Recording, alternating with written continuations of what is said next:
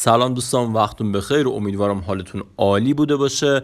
با یک گرامر یا یک مبحث جدید دیگه در خدمتتون هستم. مبحثی بسیار مهم و کاربردی. ابتدا لایک و سابسکرایب یادتون نره که به حمایت شما نیاز داریم. خب بریم سراغ مبحثمون. افعال.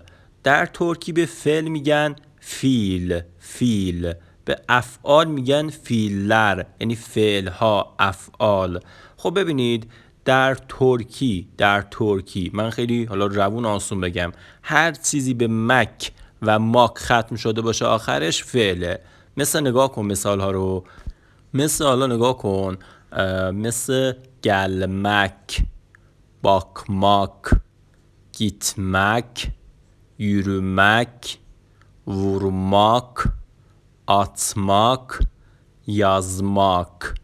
پس هر چیزی در ترکی به مک و ماک آخرش ختم شده باشه، به مک و ماک، اون کلمه حالا فعل هستش در ترکی.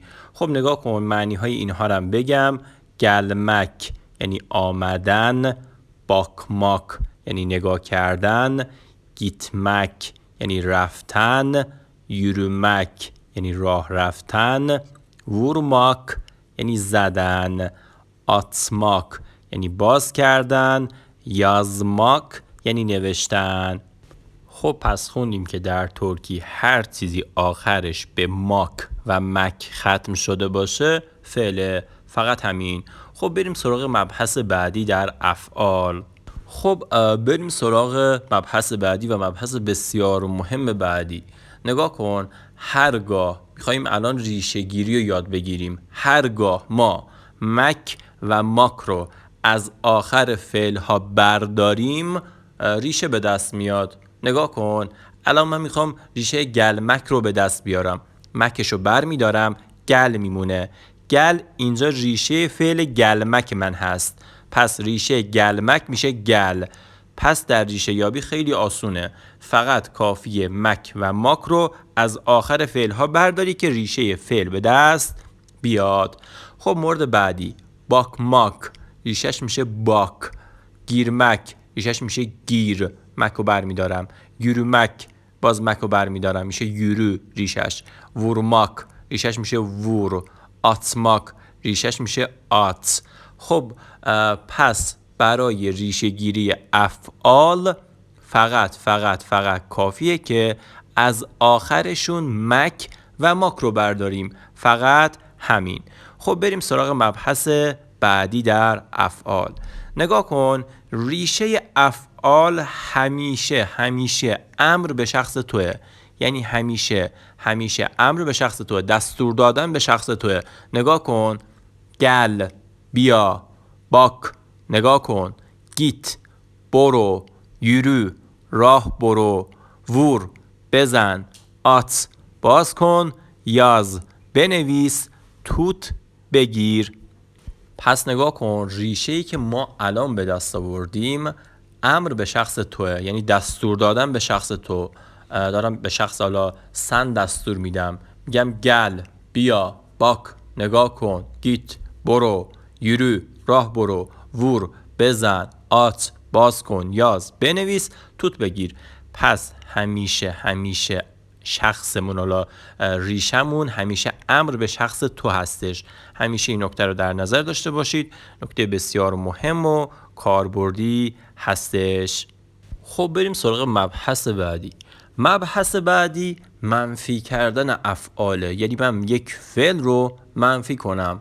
خب برای منفی کردن افعال یا یک فعلی کافیه قبل مک و ماک م و ما بذارم، م و ما. خب کی م میاد کی ما میاد؟